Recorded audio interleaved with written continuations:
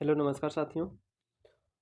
आज हम लोग इस श्रृंखला के छठे वीडियो की तरफ बढ़ रहे हैं। ये बिहार एक परिचय इम्तियाज एम एस सर की बुक का वस्तुनिष्ठ जो बुक आया है मार्केट में नया अपडेट वाला, उसको हम लोग देख रहे हैं।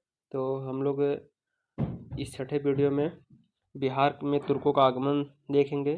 तो जैसा कि फ्रेंड्स आप सबको पता ही है, 30 अप्रैल को अपना एग्ज़ाम होने वाला है, तो इसके लिए हम लोग को पहले से अच्छे से तैयार हो जाना है। तो फ्रेंड्स हम लोग 15 फरवरी से लाएंगे टेस्ट सीरीज एडोटेरिया का, इसके बाद जीएस वर्ड का, दृष्टि का, इन सब का लाएंगे। टोटल हम अपने इस चैनल पे फ्रेंड्स 60 टेस्ट सीरीज करवाएंगे, जो कि बीपीएससी के लिए पर्याप्त होगा। इससे अधिक बीपीएससी में और कुछ करने की ज़रूरत नहीं है।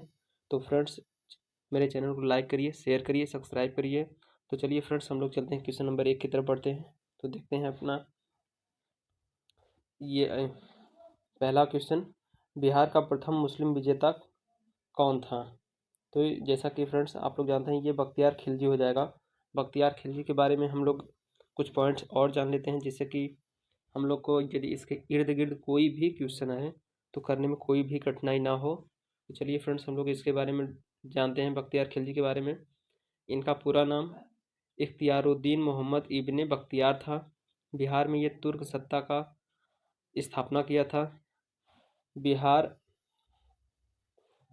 यह बनारस तथा अवध सेनापति मलिक हुसैन मुद्दीन का सहायक था, और इसके समकालीन शासक थे सेन वंशी लक्ष्मण सेन व पाल वंश के शासक इंद्रधुम्न पाल थे। और इसने बिहार पर पहली सफलता पाई थी 1198 में। और नालंदा विश्वविद्यालय को इसी ने ही ध्वस्त करवाया था। 1203 और 4 में नदिया जिले के लक्ष्मण सेन, जो सेन वंश का शासक था, उसे बिना युद्ध किए ये पराजित कर दिया था, क्योंकि वो बिना युद्ध किए भाग गए थे। तो चलिए फ्रेंड्स हम लोग अब क्वेश्चन नंबर 2 की तरफ बढ़ते हैं। बिहार में तुर्क सत्ता का संस्थापक कौन था? तो जस्ट अभी हम लोग देखें इब्ने बख्तियार खिलजी, जो कि बख्तियार खिलजी का पूरा नाम था, और इसने 1198 में स्थापना की थी। तो फ्रेंड जैसा कि इसका डिस्क्रिप्शन में भी दिया है, इसका पूरा नाम इब्ने बख्तियार मोहम्मद इब्ने बख्तियार खिलजी था। बख्तियार खिलजी की बिहार में पहली महत्वपूर्ण विजय थी, तो ये बिहार शरीफ ओदंतपुरी हो जाएगा। उसने बिहार शरीफ का विजय 1198 ईस्वी में किया था। बख्तियारपुर नामक शहर बख्तियार खिलजी ने बसाया था। बिहार में तुर्क सत्ता की स्थापना कब हुई थी? तो ये 98 हो जाएगा, 1198। बख्तियार खिलजी ने अपना प्रशासनिक मुख्यालय कहाँ स्थापित किया था? तो ये बिहार शरीफ हो जाएगा, ओदंतपुरी बिहार शरीफ हो जाएगा। नालंदा विश्वविद्यालय को किसने ध्वस्त करवाया था? तो ये बख्तियार खिलजी हो जाएगा, जैसा कि हम लोग क्वेश्चन नंबर 1 में ही बख्तियार खिलजी के जो सब पॉइंट थे उसी में देख लिए थे।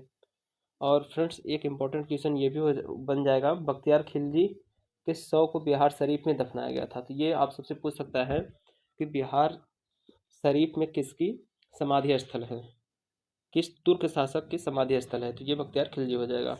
बख्तियार खिलजी के आक्रमण के समय पाल वंशी शासक कौन था? तो जस्ट अभी हम लोगों ने इससे चर्चा किया, तो ये हो जाएगा इंद्रयुम्न पाल हो जाएगा। बख्तियार खिलजी के आक्रमण के समय सेन वंशी शासक कौन था? तो ये लक्ष्मण सेन था। जो ये जब बख्तियार खिलजी ने 1203 और 4 के मध्य जब वहाँ आक्रमण किया था, तो लक्ष्मण सेन बिना युद्ध किए ही अपने राज्य को छोड़कर भाग गया था। तो चलिए फ्रेंड्स हम लोग नेक्स्ट क्वेश्चन पे चलते हैं। बिहार में सूफी संतों का आगमन किस शताब्दी में हुआ था? तो ये 12वीं शताब्दी में हुआ था। बिहार आने वाले पहले सूफी संत कौन थे? तो ये मोमिन आरिफ थे। तो चलिए फ्रेंड्स हम लोग जहाँ जहाँ उसके बारे में मतलब डिस्क्रिप्टिव चर्चा करने की हमें लगेगी कि ज़रूरत है, तो वहाँ हम लोग कर लेंगे, जिससे कि इसके इर्द गिर्द के सारे क्वेश्चन सॉल्व हो जाए अच्छी तरीके से। मनेर की विजय से किस सूफी संत का संबंध है? तो ये ताज फकीह की है। तो चलते हम लोग क्वेश्चन नंबर 12 को देखते हैं। क्वेश्चन नंबर 12 में हो जाएगा, बिहार पर बख्तियार खिलजी के हमले का पहला विवरण कहाँ प्राप्त होता है? तो ये तारिक नासिरी, तबकाते नासिरी में मिलता है। तो फ्रेंड्स आप लोग कमेंट करके बताइएगा तबकाते नासिरी किसकी रचना थी, इनके रचनाकार का नाम बताइए। और हम इसके बाद कमेंट बॉक्स में डाल देंगे इसका आंसर, आप लोग देख लीजिएगा वहाँ से। बिहार में सैनिक अभियान आयोजित करने वाला पहला सुल्तान कौन था? तो ये बलबन हो जाएगा, बलबन हो जाएगा। बलबन रक्त और सॉरी क्षमा चाहते हैं मित्र, ये बलबन नहीं इल्तुतमिश हो जाएगा, क्षमा चाहते हैं फ्रेंड्स, ये हम गलती से बलबन को टिक कर दिए थे। तो चलिए फ्रेंड्स हम लोग देखते हैं फिर से इसे। बिहार में सैनिक अभियान आयोजित करने वाला पहला सुल्तान कौन था? तो ये इल्तुतमिश था। इल्तुतमिश के बारे में हम लोग जानते हैं, ये 1210 से 1236 तक गुलाम वंश का शासक था। इसने सुल्तान ए आजम की उपाधि धारण की थी। ये कुतुबुद्दीन ऐबक जो गुलाम वंश का संस्थापक था उसका दामाद था। इल्तुतमिश इल्बरी तुर्क था। ये कौन सा तुर्क था? इल्बरी तुर्क था। सुल्तान के पद को इसने वंशानुगत बनाया था। तुर्क ए चहलगानी का गठन भी इसी ने किया था। तुर्क ए चहलगानी का गठन इल्तुतमिश ने ही किया था। शुद्ध अरबी के सिक्के इसी ने चलवाए थे, जो चांदी का टका और तांबे का जीतल था। और इसे इल्तुतमिश को सिक्कों का राजकुमार कहा जाता है, सिक्कों का राजकुमार कहा जाता है। सिक्कों का राजकुमार इल्तुतमिश को कहा जाता है। और इसने लाहौर के ये जो इल्तुतमिश है, इसने लाहौर के स्थान पर दिल्ली को राजधानी बनाया था। दिल्ली यानी ये राजधानी परिवर्तन करने वाला पहला शासक था गुलाम वंश का। तो चलते हैं फ्रेंड्स हम लोग अगले क्वेश्चन पे। बिहार को दिल्ली सल्तनत के अधीन करने वाला प्रथम सुल्तान कौन था? तो ये इल्तुतमिश हो जाएगा, जो 1210 से 36 तक शासन किया था। और सुल्तान ए आजम इसकी उपाधि है। इल्तुतमिश 1225 के लगभग किसे पराजित कर बिहार पर अधिकार किया था? तो ये हिसामुद्दीन एवज हो जाएगा। तो चलते हैं फ्रेंड्स हम लोग क्वेश्चन नंबर 4 की तरफ। निम्न में से कौन सल्तनत काल में बिहार का प्रांतपति नहीं रहा? तो ये मुबारिज खां हो जाएगा। किस काल में बिहार पर दिल्ली सल्तनत के सुल्तानों का निर्णायक वर्चस्व स्थापित हुआ था? तो ये तुगलक काल में हुआ था। तो तुगलक काल में दिल्ली सल्तनत के सुल्तानों का निर्णायक वर्चस्व बिहार पर स्थापित हुआ था। चलते हम लोग क्वेश्चन नंबर 6 की तरफ देखते हैं। बिहार में कर्नाट वंश के शासक हरि सिंह देव सिंह को पराजित करने वाला सुल्तान कौन था? ये गयासुद्दीन तुगलक हो जाएगा। तो गयासुद्दीन तुगलक के बारे में हम लोग जानते हैं, तो इसने तुगलक वंश की स्थापना की थी, जो 1320 से 1414 तक चला था तुगलक वंश। गयासुद्दीन तुगलक का काल था 1320 से 25 तक था। 1325 में इसकी मृत्यु हो गई थी। गयासुद्दीन तुगलक का अन्य नाम गाजी मलिक था। इसने पेंशन विभाग की स्थापना करवाई थी। और इसने भू राजस्व की दर 1/3 की थी। और सिंचाई के लिए नहर का निर्माण करवाया था। इसने सिंचाई के लिए नहर का निर्माण करवाया था। ये नहर निर्माण करने वाला प्रथम शासक था। और इसने कई अन्य शहर भी बसाए थे। तुगलकाबाद रोमन शैली में इसी ने निर्माण करवाया था। और इसके दुर्ग को 56 कोट कहा जाता था। तुगलकाबाद के दुर्ग को 56 कोट कहा जाता था। 1325 में गयासुद्दीन तुगलक बंगाल अभियान से लौटते वक्त इसकी मृत्यु हो गई थी। जूना खां द्वारा निर्मित लकड़ी के महल में इसे रोका गया था। तो उसी लकड़ी के महल में इसकी मृत्यु हो गई थी। मोहम्मद बिन तुगलक ने बिहार के किस नगर का नाम तुगलकपुर रखा था? तो ये दरभंगा तिरहुत हो जाएगा। तो चलते हैं फ्रेंड्स हम लोग क्वेश्चन नंबर 8 की तरफ देखते हैं। फ्रेंड्स जैसा कि हमें उम्मीद है कि आप लोग नोट्स ज़रूर बना रहे होंगे, क्योंकि ये जो हम पॉइंट बता रहे हैं इसको आप ये नोट्स करते जाएंगे तो ये आगे चल के आपको बहुत लाभदायक होगा। एग्ज़ाम के जब 10-15 दिन रह जाता तो उस समय शॉर्ट नोट्स ही एक मात्र सहारा होता है जिससे हम तेज़ी से रिवीजन कर सकते हैं। दरभंगा में एक दुर्ग एवं जामा मस्जिद का निर्माण करवाने वाला सुल्तान कौन था? तो ये मोहम्मद बिन तुगलक था। मोहम्मद बिन तुगलक ये बहुत ही शिक्षित, मतलब सबसे शिक्षित शासक यही था। सल्तनत काल में। मोहम्मद बिन तुगलक, इब्न बतूता की रहला इसी की घटनाओं का विवरण है। मतलब मोहम्मद बिन तुगलक के बारे में जानकारी रहला से मिलती है। रहला किसकी रचना है? इब्न बतूता की है। और इब्न बतूता किसके शासनकाल में भारत आया था? तो ये मोहम्मद बिन तुगलक हो जाएगा। स्वप्नशील, पागल और रक्त पिपासु किसको कहा जाता था? तो ये मोहम्मद बिन तुगलक को कहा जाता था। तुगलक काल में बिहार की राजधानी क्या थी? तो ये बिहार शरीफ हो जाएगा। बिहार शरीफ हो जाएगा। तो चलिए फ्रेंड्स, हम लोग क्वेश्चन नंबर 10 की तरफ बढ़ते हैं। बिहार राज्य का नाम बिहार किसने दिया था? तो ये तुर्कों ने दिया था। इस क्षेत्र में बौद्ध बिहारों की संख्या की अधिकता थी, अतः इसे बिहारों का प्रदेश कहा गया। बिहार राज्य का नाम बिहार किसके काल में पड़ा था? तो जैसा कि फ्रेंड्स आप लोग जानते हैं, ये तुगलक काल में पड़ा था। तो चलते हैं फ्रेंड्स हम लोग क्वेश्चन नंबर 12 की तरफ। मलिक इब्राहिम या मलिक बया बिहार का प्रशासक किस काल में हुआ था? तो ये तुगलक काल में हुआ था। ये तुगलक काल में हुआ था। तो चलते हैं फ्रेंड्स हम लोग 13 नंबर क्वेश्चन की तरफ। बिहार में तुगलक काल के सर्वाधिक महत्वपूर्ण प्रशासक मलिक इब्राहिम या मलिक बया का मकबरा कहाँ था? तो ये बिहार शरीफ में था। तो चलते हैं फ्रेंड्स हम लोग क्वेश्चन नंबर 14 की तरफ बढ़ते हैं। क्वेश्चन नंबर 14 को देखते हैं। बिहार के प्रसिद्ध संत शेख अहमद चिरमपेश से भेंट किस सुल्तान ने किया था? तो ये फिरोज शाह तुगलक हो जाएंगे। तो फ्रेंड हम लोग फिरोज शाह तुगलक के बारे में कुछ पॉइंट्स और जान लेते हैं। तो फिरोज शाह तुगलक के कार्यकाल में 1,80,000 दास रहते थे। राज्याभिषेक, इनका पहला राज्याभिषेक 20 मार्च 1351 को हुआ था। 1351 को ठट्टा में हुआ था। और अगस्त 1351 में दिल्ली में हुआ था। तो अगस्त 1351 में इनका शासन राज्याभिषेक दिल्ली में हुआ था। 24 करों को समाप्त करके फिरोज शाह तुगलक 4 करों को लाए थे। तो ये 4 कर कौन कौन थे? तो हम लोग देख लेते हैं। ये 4 कर थे खराज, खुम्स, जजिया और जकात। खराज को लगान कहा जाता था। खुम्स कर को युद्ध में जो लूटी गई राशि थी। और जजिया ब्राह्मणों पर लगाया जाता था। और जकात था सिंचाई उपज का 1/10वां भाग था।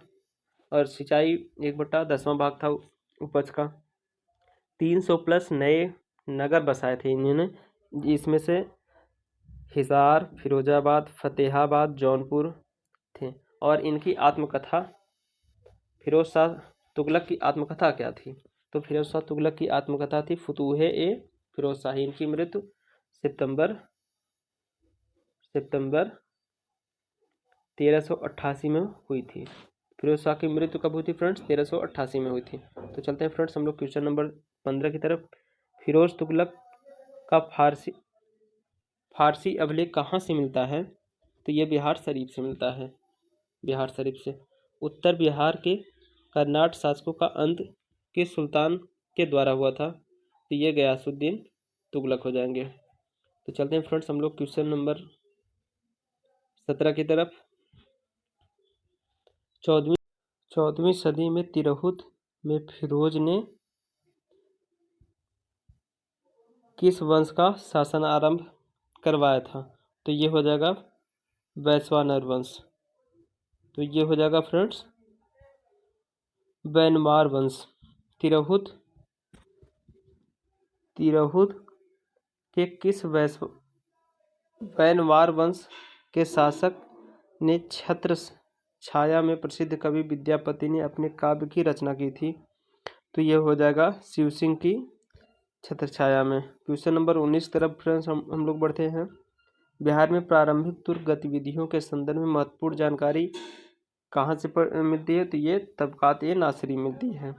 इब्राहिम लोदी के काल में बिहार के किस सूबेदार ने सुल्तान के विरुद्ध विद्रोह किया था? ये दरिया एवं नुहानी थे। तो हम लोग फ्रेंड्स सिकंदर लोदी का नाम यहाँ आया था। सॉरी, इब्राहिम लोदी थे। चलते हम लोग फ्रेंड्स क्वेश्चन नंबर 21 की तरफ। बिहार में जनजाति क्षेत्रों के लिए झारखंड शब्द का प्रयोग पहली बार कब हुआ था? तो ये 13वीं शताब्दी में हुआ था। वर्तमान बिहार क्षेत्र के लिए बिहार का नाम सर्वप्रथम किसने रखा था? तो ये तबकाते नासिरी हो जाएगा। वर्तमान बिहार क्षेत्र के लिए बिहार नाम सर्वप्रथम किसकी रचना में मिलता है? तो ये रचना तबकाते नासिरी में मिलती है। तो हम लोग चलते हैं क्वेश्चन नंबर 23 की तरफ। किस सुल्तान ने तिरहुत को तुगलकपुर नाम दिया था? तो ये मोहम्मद बिन तुगलक हो जाएंगे। किस सुल्तान ने तिरहुत तुगलकपुर से अपने सिक्के जारी किए थे? तो ये मोहम्मद बिन तुगलक हो जाएंगे। मोहम्मद बिन तुगलक के बारे में हम लोग अभी जान लिए हैं। तो चलते हैं हम लोग क्वेश्चन नंबर 25 की तरफ देखते हैं। किस सुल्तान ने राजगीर स्थित जैन मंदिर में अनुदान दिए थे, यानी दान दिए थे? तो ये फिरोज शाह तुगलक हो जाएंगे। फिरोज शाह तुगलक के बारे में अभी हम लोग देखे हैं। इनका राज्याभिषेक 20 मार्च 1351 को ठट्टा में व अगस्त 1351 में दिल्ली में हुआ था। ये 24 कर को समाप्त करके 4 करों को लाए थे। खराज, खुम्स, जजिया, जकात। खरास लगान में और खुम्स युद्ध से लूटी गई संपत्ति, जजिया ब्राह्मणों पर लगा रहे थे ये। और ये सिंचाई कर इनके शासनकाल में 1/10 था। 300 प्लस नगर बसाए थे, जिसमें हिसार, फिरोजाबाद, फतेहाबाद, जौनपुर फेमस हैं। और इनकी आत्मकथा फुतुहात ए फिरोज शाही है। इनकी मृत्यु सितंबर 1388 में हुई थी। तुगलक काल में बिहार में प्रांतपति पद पर आसीन रहे, तो ये हो जाएंगे सी, मलिक बया व मलिक मुल्क। मलिक बया हो जाएंगे और मजूदल मुल्क। चलते हैं फ्रेंड्स हम लोग क्वेश्चन नंबर 27 की तरफ। दिल्ली के किस सुल्तान ने बिहार में सैनिक अभियान कर मुंगेर तक अपना राज्य विस्तृत किया? तो ये सिकंदर लोदी हो जाएंगे। तो सिकंदर लोदी के बारे में हम लोग कुछ पॉइंट्स जान लेते हैं। सिकंदर लोदी का अन्य नाम निजाम खां था। 17 जुलाई 1498 को सुल्तान बने थे ये। 1504 में इन्होंने आगरा की स्थापना की थी। तो ये आगरा की स्थापना किए थे। तो आगरा की स्थापना फ्रेंड्स ये कब किए थे? तो ये आगरा की स्थापना हो जाएगा 1504 में। और आगे चल के आगरा को राजधानी बनाए थे। गुलरुखी नामक शीर्षक से ये कविता लिखते थे। मुसलमानों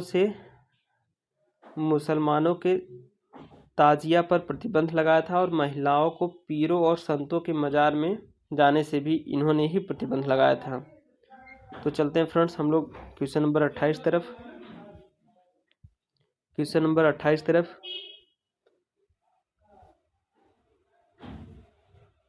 बिहार में बख्तियार खिलजी का बिहार में प्रथम पड़ाव कहाँ था? तो ये मनेर हो जाएगा। बिहार शरीफ स्थित मलिक बया के मकबरे की विशेषता क्या थी? तो सलामी दीवार थे इसमें और लंबुतार गुंबद थे। ये दोनों विशेषता थी इसमें। चलते हैं फ्रेंड्स हम लोग क्वेश्चन नंबर 30 तरफ। मनेर स्थित बड़ी दरगाह में किसकी मजार थी? मनेर स्थित बड़ी दरगाह में किसकी मजार थी? तो फ्रेंड्स जैसा कि हम लोग जानते हैं मनेर स्थित, एक मिनट फ्रेंड्स कुछ कन्फ्यूजन हो रहा है। हाँ ठीक है फ्रेंड्स, ये मुखदुम याहिया की थी।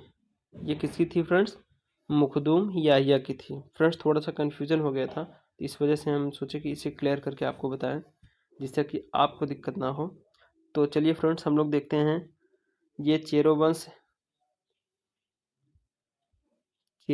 और उज्जैनिया वंश। फ्रेंड्स आप लोग नोट्स ज़रूर बनाते रहिएगा, जो कि आपके लास्ट दिनों में सबसे कारगर होगी।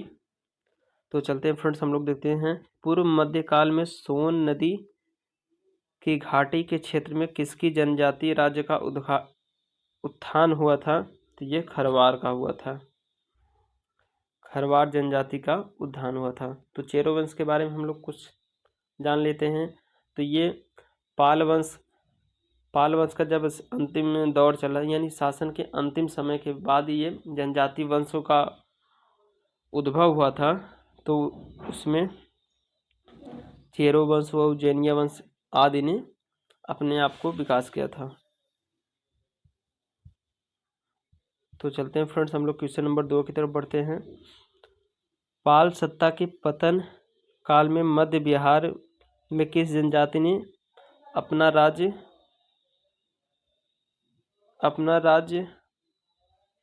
फ्रेंड्स ये कट गया है। ये देख लेते हैं फ्रेंड्स, हम लोग इसे क्लियर कर देते हैं। पाल सत्ता के पतन काल में मध्य बिहार में किस जनजाति ने अपना राज्य गठित किया था? तो ये हो जाएगा फ्रेंड्स भार। 12वीं शताब्दी में पश्चिमी चंपारण और मुजफ्फरपुर में कौन सा राज्य संगठित हुआ था? तो ये हो जाएगा चेरो राज्य। चेरो राज्य के बारे में हम लोग जानते हैं, जैसे कि ये पाल वंश के बाद इसका उत्थान हुआ था। ये 12वीं से ये लगभग 12वीं शताब्दी से 18वीं शताब्दी तक चला था। जनजाति वंश था ये। इसका क्षेत्र शाहाबाद, सारण, चंपारण एवं मुजफ्फरपुर था। और उज्जैन और चेरो की मध्य लड़ाई 1611 में हुई थी। 1587 से 1607 के बीच भोजपुर में चेरो का प्रमुख मूलचंद था, कुकमचंद था। क्षमा चाहते हैं मित्र, ये कुकमचंद हो जाएगा। तो चलते हैं फ्रेंड्स, हम लोग क्वेश्चन नंबर 4 की तरफ। चेरो राज्य का संघर्ष किन मुसलमान वंशों के साथ हुआ था? तो ये डी हो जाएगा, पहला, चौथा और पांचवा, तुगलक, सूर और मुगल वंश। दलपत शाही का संबंध किस राज्य से है? तो ये उज्जैनिया वंश से है। चेरो शासक को शाहाबाद क्षेत्र में विस्थापित किसने किया था? तो ये उज्जैनियों ने किया था। शेर शाह ने मुगलों के विरुद्ध संघर्ष में किसकी सहायता प्राप्त की थी? तो ये चेरो शासकों की। बिहार पर राज्य करने वाला पहला जनजाति राजवंश कौन था? तो ये भी चेरो वंश ही हो जाएगा। तो इसने कब से कब तक शासन किया था? तो ये 12वीं शताब्दी से 18वीं शताब्दी तक किया था। पाल वंश के उपरांत चेरो वंश ने शाहाबाद, सारण, चंपारण एवं मुजफ्फरपुर जिले में अपनी सत्ता स्थापित की थी। किस चेरो राजा ने जगदीशपुर के मेले की शुरुआत की थी? ये फूलचंद हो जाएगा फ्रेंड्स। तो चलते हैं हम लोग फ्रेंड्स क्वेश्चन नंबर 10 की तरफ। चेरो जनजाति की शक्ति का वास्तविक पतन कब हुआ था? ये उज्जैनीय शासक के द्वारा किया गया था। भोजपुर में उज्जैनीय वंश का संस्थापक कौन था? तो ये संतन हो जाएगा, संतन सिंह। भोजपुर में उज्जैनीय शासकों की राजधानी कहाँ थी? तो ये ढाबा, बिहटा, बक्सर उपयुक्त सभी हो जाएगा। तो चलते हैं फ्रेंड्स, हम लोग क्वेश्चन नंबर 13 की तरफ। भोजपुर में उज्जैनी शासक निम्न में से कौन नहीं थे? तो ये बाघमल नहीं थे। बाकी ये संग्राम देव, राजा नारायण मल और राजा रामशाही, ये तीनों थे। चांद एवं मुंड जो चंडेश्वरी एवं मुंडेश्वरी नामक मंदिर से जुड़े थे, ये संबंधित थे। ये शाहाबाद के चेर वंश से संबंधित थे। तो फ्रेंड्स, आप सबको ये वीडियो अच्छा लगा हो तो प्लीज़ चैनल को लाइक करिए, शेयर करिए, सब्सक्राइब करिए। और हाँ फ्रेंड्स, हम 15 फरवरी से बीपीएससी की टेस्ट सीरीज़ करवाएंगे, जो अपने चैनल पे निःशुल्क होगा। ये 60 टेस्ट सीरीज हम लोग करवाएंगे और फुल डिस्कशन होगा। उसके चारे विकल्पों पर विशेष चर्चाएँ होंगी, जिससे कि वहाँ से आपका क्वेश्चन प्रैक्टिस भी हो जाए और आगे जो संभावित है क्वेश्चन जो आने की संभावना है, तो वहाँ से प्रबल रहेगी। हम लोग जो पूरे ये टास्क लिए हैं 60 टेस्ट सीरीज का, इसको पूरा करेंगे। तो फ्रेंड्स, प्लीज़ चैनल को लाइक करिए, शेयर करिए, सब्सक्राइब करिए अपने दोस्तों में। आप सपोर्ट प्लीज़ अपना सपोर्ट बनाए रखिए। तो थैंक यू, धन्यवाद।